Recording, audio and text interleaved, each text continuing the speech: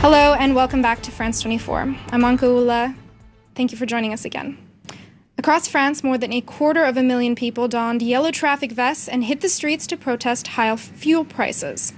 They blocked major highways and roads, some roundabouts, disrupting traffic to make their message heard. The message being that they do not approve of President Emmanuel Macron. Most of the blockades went smoothly, but tempers did flare occasionally as some drivers confronted the protesters. 227 people were injured, and in the eastern Savoie region, a 63-year-old female protester was accidentally killed by a driver. Tatiana Ryder has the story. The fatal accident took place at this roundabout. A handful of yellow vest protesters were blocking the road, preventing a woman driving her daughter to the doctor from getting through. In a frenzy, she rammed into a 63-year-old woman who died on the spot. Shocking scenes of rampage were seen elsewhere in France, with frustrated drivers charging into crowds and demonstrators attacking them in return. French Interior Minister Christophe Castaner insisted the rallies took place without government permission. In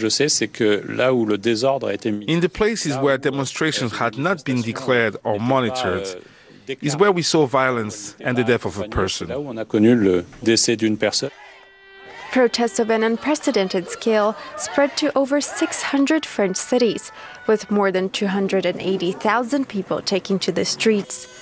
Their original goal was to denounce fuel tax hikes, but the Yellow Vest movement quickly evolved to denounce a widespread frustration against President Emmanuel Macron's policies. The cost of living is atrocious, so we have to protest. We're fed up.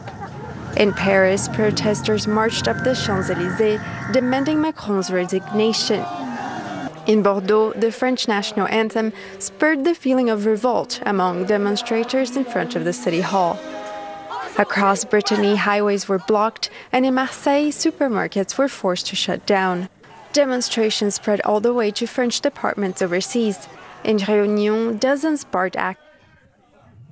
The Yellow Vests vow to continue to protest, but whether they can keep up their momentum remains to be seen.